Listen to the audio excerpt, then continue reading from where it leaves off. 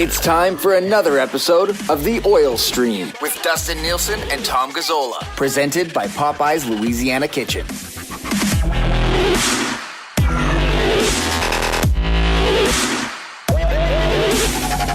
Well, happy Friday, everyone, and welcome to another episode of The Oil Stream. I apologize for not having episodes on Tuesday or Wednesday, but I was literally busy 24/7 for those 2 days. So, Tommy, what's up, my man? I just want to say welcome back to our fine province. I know you're in Edmonton and I'm in Calgary, and I just want to also give you kudos and congratulations for your work in hammering out a new CPA for the CFL. I mean, gosh darn it, somebody had to get in there and muck it up, and you were the guy willing to be the hero. I am proud of you. Thank you so much. I come from a background of negotiators. My dad negotiates contracts for a living, so they just had to get me out there, Tommy. That's the bottom line. It pretty much had to happen. They said, call Nielsen. And I said, okay, fine. I could use the rest. I actually got to sleep for like 8 hours on Tuesday night. It was amazing. Do I see a sweet liquor cabinet behind you there? What's going on over that shoulder? Yeah. So we're calling this the 1260 Satellite Studios in Calgary. Yeah, it looks good. It's my friends Lindsay and Kunal, and I used to live together in Edmonton. And he met Lindsay, and obviously they got married and moved down here. They both are lawyers, and Kunal and Lindsay like to host. They just bought this beautiful new home in Calgary, and Kunal evidently has a fantastic Scotch collection, and Lindsay has a ton of wines. So there's also a dog you might hear. His name is Egon. He's upstairs. I think his name is Egon? Come on. His name's Egon. Yeah, of course. That's your guy. It's Egon Spangler. So yeah, Egon, I can hear him right now. He's actually kind of upset because I left him upstairs. Otherwise, he would be down being my sidekick down here. But he's a cute little fur ball. So it's been awesome, man. It's been really, really good down here. All right, well, I mean, let's get right into it. Huge game tonight, game 2 in this series. And, I know you've been on the radio. You've been in a bunch of different places. You've been on Gregor's show. I've been on my show again today, obviously on Twitter. But before we get to game 2, let's just go back to game 1 quickly, Tommy. And, sure. I mean, what was it like watching that game unfold the way that it did? Or is it because of covering the Oilers this year and seeing some of these slow starts? Was it more like, oh, here we go again, as opposed to what is happening? Yeah, no, it was totally what is happening. I mean, we're up in that press box at the Saddle Dome. It's tight. They took attendance because of how many people were there jammed together. And I'm sitting with Matheson, Nugent Bowman on the other side, and then I've got Gregor and Kevin Karius beside me. And all of us in that first 6 minutes are just like, what the flying you-know-what? Yeah. And then as we're watching the game and we're seeing Markstrom couldn't stop anything, it was on a completely different level. Dusty, I've covered this team for 14 seasons. I think I'm around or past 1,000 games covered. I have never seen a game like that one. And we've seen some wild and crazy games. We've seen some bad Oilers teams. We've seen some good Oilers teams. And that was a whole new one for me where I'm going to remember it. And I remember Matty looked at me. He goes, well, last playoff game I covered here, the Oilers were down 3-0. I'm like, Matty, I don't think it was down 3-0 the way they are right now with 3 goals on 10 shots and 2 of the first 3. And he's like, oh, they might come back. And sure enough, that wily old vet was right. But the joke was when they got to 6-6, Dusty, it felt like they were losing 6-6. And you know what? The tie only lasted a minute and a half. And sure enough, the 9-6 final was what happened. So it was crazy. It really was on a whole different level. I've never covered a game like that. And I left the Saddle Dome going, what the hell was that? I was watching with Chris Abbott in Winnipeg or in Toronto at Real Sports. And we sat down, got settled in, ordered a drink, sitting at the bar. Tons of Oilers fans there. What's that, buddy? $30 chicken wings for $6. I didn't get the chicken wings. I had a pretty good burger though. It was good. Oh. But they're all Oilers and Flames fans. It was a great crowd. I was a little surprised by it, actually. And I'd say probably more Oilers fans than Flames fans. I heard multiple "Let's go Oilers" chants when the comeback started. I was like, this is not bad. But I'm sitting down with Chris, and he goes, so what do you expect in this thing? I said, well, we'll see how the Oilers goaltending holds up. And 24 seconds later, it was an awfully weak goal. And I looked at him. I was just like, oh, see, this is what I was talking about. So, but they have bounced back. Yeah, quickly before we get to 2, one more thing from game 1, Tommy. Give me a positive from game 1. I know they lost 9-6. They've allowed 18 goals in their last 2 games against Calgary. But what would be a positive from game 1? the fact that they bounced back and got back into it briefly. I think that's as good as it gets. And then Zach Hyman's play. Outside of that, they were really bad. Yeah, Hyman, that's a great positive. That's what I was going to go with as well. I thought Zach Hyman was pretty good, and Hyman's just consistent, man. He brings it every single game. I mean, another positive for me is that they scored 6, and I know, the way they had to do it, it was always fighting back and everything. Yeah. But they've now played Calgary 5 times this year. Markstrom's played in every single one of those games, Tommy, and the others have scored at least 5 goals in 4 of them. So I see everybody going, I'm not going to do that on Markstrom again. But they have done it multiple times already this year. So I'm not worried about the Edmonton Oilers not being able to score goals, which transitions us to game 2 tonight. Will they be able to keep them out, Tommy? Do you think this team, and we've seen them do this, like we've seen them get their defensive game back under control, but it's against Calgary. It's against a Calgary team that probably thinks they got the Oilers on the run right now. And you're going to need some form of stabilizing goaltending early in the game tonight, I think. So what are you expecting from a looking after the puck perspective for the Oilers tonight? A lot smarter and a lot harder on the puck because they were so soft. I mean, the turnovers and the fact that it felt like every single one of those defensemen in that game in game 1 was hearing footsteps no matter what. As soon as they touched the puck, it was a grenade. So that can't happen tonight. I think they're capable of bouncing back. They have this ability to bounce back. They've done it so many times this year that, I think maybe because they got smacked around last night, they'll be able to just regroup the way they have. They have faith in how they can bounce back from poor performances. So I think we're going to see a tighter game. Does it have the potential for a lot of goals? Of course, especially with these 2 teams. And there really is just something about Calgary and Edmonton whenever they play. And then now it's in the playoffs for the first time in 3 decades. Like, we're going to see some wild stuff in this series. We already have. Obviously, it'll settle down a little bit tonight, but I still think we're in for a very entertaining game, however it goes. This is just something about it, it just has that magic in the air. That's how I'm describing it. It could be chaos. And that might be a better term to describe it. We can definitely lay out the line combinations from the rink this morning, but you were down there. What was the big story today at the skate for the Oilers? What do you got? Yeah, I mean, the lines that we saw, I think, were deception, smoke screens. We even heard Jay Woodcroft kind of teasing it. He's like, "Oh, you believe in the lines," during his press availability this morning. So I think it's more of the game within the game. I was surprised that so many guys were on the ice for that morning skate. Lots of bodies, eh? Yeah, on Wednesday it was just like the Black Aces and then bottom 6 guys and 3 defensemen. And today it was pretty much everybody except for Tyson Barrie, who we do expect to play, and Leon Draisaitl. Again, we do expect him to play, and he's just not skating. I mean, that ankle leg is in rough shape, obviously. So yeah, just the fact that they had a full participation when it came to the practice today, and let's see where it goes, Dusty. What they had laid out today, and we can discuss this, and if it is a little deceiving, what should we expect? McDavid was with Kane, and then Shore holding down Draisaitl's spot on that line. Nuge was between Puljujarvi and Hyman.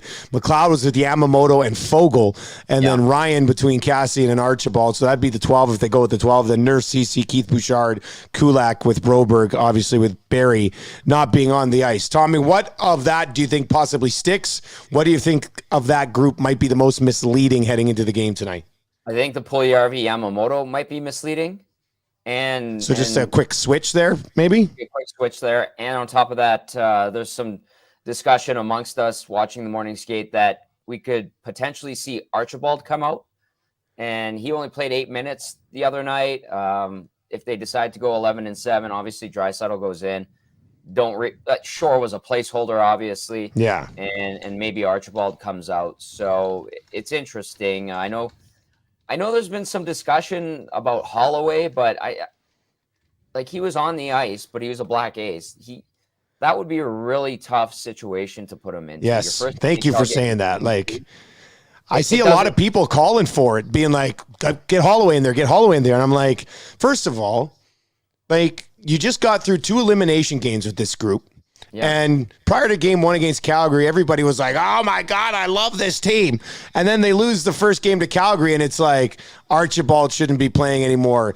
Puljujärvi should be scratched. I said somebody texted today said they should put Perlini in instead of Puljujärvi. We had people saying Nurse and Draisaitl shouldn't be playing tonight. So it's been all over the place. I just don't know. I don't know what you're trying to accomplish by putting Holloway into his first National Hockey League game in game 2 of the Battle of Alberta and actually legitimately being like, this is what they need. They don't need to score more goals. They need to button down with the group that's played together and had a ton of success together over the last couple of months. Like, I don't understand that aspect, that view of it. Right. I mean, Dylan Holloway, good for him. He put up some numbers in the AHL, but at some point, he's going to be a good NHL player. He should be contributing to this team in the top 6. Obviously, they're going to need a good scoring left winger, but I don't think that time is now, logically. I mean, if you thrust him in here, what do you expect? What if you did throw him in there and there's nothing? Like, you don't get anything out of him. And then what if people start to turn on him? Like, I'm just going down the road playing devil's advocate here, but that's not a win-win situation where you're going into a Battle of Alberta where you just got your ass kicked around the ice by the Calgary Flames, and you're going to throw in a 20-year-old rookie who's never played an NHL game and expect him to provide some kind of spark. Man, I'm not saying it couldn't happen, but the odds of it happening are so slim. It's unlikely and it's unfair, honestly. Totally. Yeah, I think so. So we'll see what ends up happening with those line combinations. Fogle back in, though, do you think? Do you think Fogle does get back in? It's possible. And it seems like, I mean, again, maybe some smoke screens at the morning skate. But if they do put him back in, he needs to play like he's 6'2", 210 pounds or whatever weight he's at. He is one of the bigger guys in that group, yeah. He was so bad in the last couple of games he played, just that you're like, what happened to you? You know how to play in the playoffs. So maybe he can come in with a chip on his shoulder, and if he does, just play big boy hockey. Be strong. Nobody's asking you to beat anyone up, but just be a tough guy to play against and try to create a little havoc in the Calgary Flames crease and in their zone down low. Tommy, do you think there's any way? Do you think there's any way that we could see Leon Draisaitl put back down the middle here at any point and moved away from McDavid? Like, I get why they're there, and I guess maybe they have to stick with it. But I think, when this team's usually going at their best, and I know they put them together for 6 and 7 in an elimination situation. When they're at their best, it's usually when those two guys are apart. But it's just tough to do that to Leon at this point, isn't it? Yeah, he's not moving that well. I mean, it's encouraging that he's playing and he's putting up played points almost 22 minutes. Exactly, and that's good. But I don't know if he can skate the way he needs to drive a line right now. Yeah, it wasn't a great 22 minutes, let's be honest, but he played 22 minutes, yeah. And one of those assists was just the face-off he took, which is important on the Yamamoto goal, but I don't see it happening unless they're in desperation mode and Woodcroft says, can you wheel and skate enough to play center a little bit here and there? What happens if they give up a couple of early ones tonight, Tommy? Game over. Yeah. It's pretty evident that they don't win if they don't score first. If they do give up the first one and come back and win, I'd be surprised because they only win right now when they score the first goal. They obviously lose when they give up the first goal. But if I'm to guess what would happen if they give up the first one and a couple at that, I'm guessing we're going to be talking about coming back to Edmonton down 2-0. All right, let's get to your Ken Morrison Remax question of the day. Give him a visit on his website at kenrmorrison.com. No better time to sell your house than during the playoffs, for sure, of course. kenrmorrison.com. Give him a call, 780-993-4815. He's a Remax Hall of Famer. Tommy, what's the question today, man? What are you going with? The Ken Morrison Remax question of the day is this, Dusty. We heard Evander Kane talking about maybe it's time to start pushing around the Calgary Flames' big guns and their top scorers and get a little physical with them. Talk is one thing, but actually walking the walk is another thing. Do you think the Oilers will actually walk the walk when it comes to hitting and getting physical with Calgary Flames top players like the Gaudreaus, like the Kachucks, like the Lindholms? Do you think they'll actually do that tonight? I don't think so. I think they should. I think they might be capable of it, but I just don't think so. Like if you look, let's just look at their top six. Let's just say their top six projected the way it was, and we can even flip Yamo and JP if you think that might be what ends up happening. I mean, McDavid likes to bring that a little bit, but I don't know if he's going to be focused on trying to punish those guys. Right. Kane can. Hyman just works his ass off. He's not going out and crashing and banging, but he's going in using his body to get positioning and then getting the puck and doing his work that way. You know, Yamamoto can go hit. He's not going to hurt anybody. He's not going to punish anybody in that situation. Leon Draisaitl can't really do that right now with the way that he's probably feeling. So it basically comes down to Evander Kane, I guess. And I guess Evander Kane can do it, but you'd like the whole group to do it. I saw somebody tweet out the stat. Oilers' top six forwards were hit 10 times in game one. Flames' top six forwards were combined hit once. So maybe you need to do that. But, you know, and I was listening to your show when I got up from the airport yesterday, and then I flipped over. You guys went to commercial. You many went to commercial, so I flipped over to Stoff, and Stoff How once. dare you. I know. Well, it was commercial. I laid it out for you, but I heard him at one point say he wants guys who have fought in the National Hockey League in the lineup. Like if they haven't fought in the NHL, I don't know if they can handle the playoffs. I'm just like, oh man. Well, like that's a shot at Warren Fogle.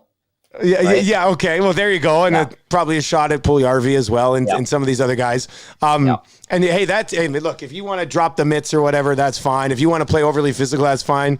But if you're still absolute shit in the defensive zone, you could have 8 hits, and it's not going to make a difference, Tommy. If they don't tighten things up defensively, and their goaltender doesn't make a bloody save, it's game over again anyway, is it not? Like, I honestly don't think when you put these two rosters together and go, you know what the Oilers got to do? They got to beat this Calgary team down. They're not built that way. That's not how this team's going to have success. Be more physical, sure. But if you actually think you're going to physically intimidate the Calgary Flames, you are delusional. Delusional. Yeah. Yeah. You know what you can do? Play hard hockey. And that doesn't mean beating up the opposition. Everybody play like Zach Hyman. Simple enough. Just straight up, be strong, be willing to battle in corners, be willing to take some hits, be willing to dish some hits. Don't just turn away. No TV turns. Come on. And there were too many times where we saw like weak attempts at hits as well.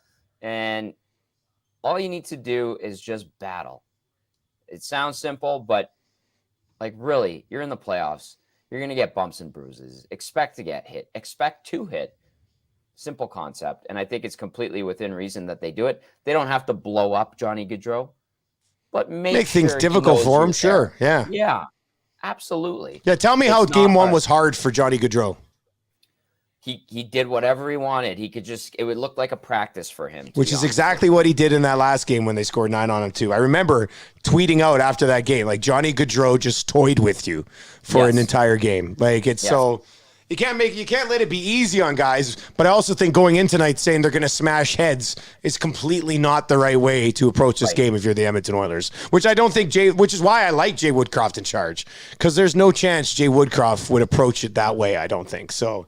No. Oh, he's not telling them to be something that they're not. Yeah, no, that's true. Right? He wants them to play the way that they've had a ton of success since he took over. Exactly. So, Tommy, on a scale, this was asked of us today on 3 questions too many, and then I'll let you go. I know you got to do Gregor's show.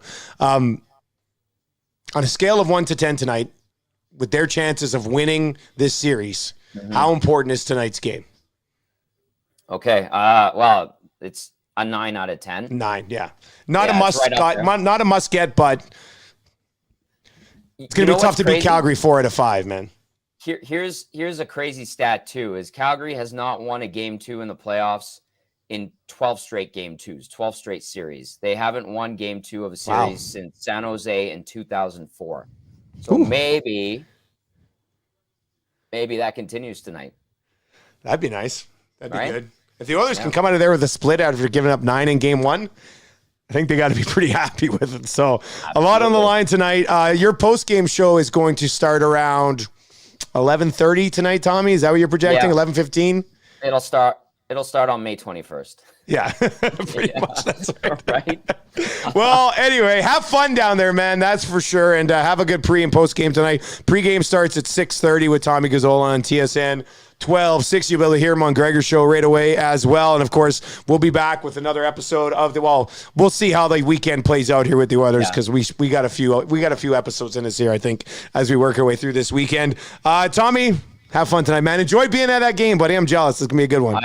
I will. Thanks, Dusty. Welcome back. Buckle up, baby. It should be fun. Oh, should be good. That's going to do it for another episode of the Oil Stream. For Gazzola, I'm Nielsen. Huge shout out to Ken Morrison, sponsor the question of the day. And of course, Popeyes, Louisiana Kitchen. Nothing says near must win game 2 like a Popeyes chicken sandwich. Pick it up at well over a dozen locations in Edmonton and the surrounding area today. We will talk to you at some point this weekend.